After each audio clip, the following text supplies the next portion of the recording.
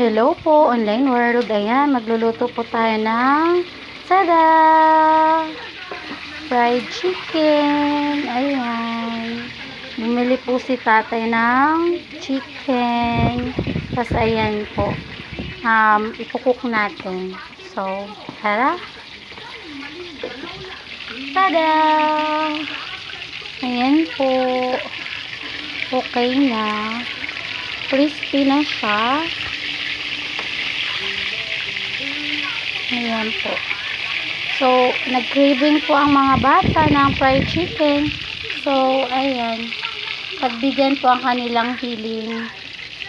Thank you po sa mga nagbebenta po sa amin ng kalakal. Nakakabili po kami ng ulam.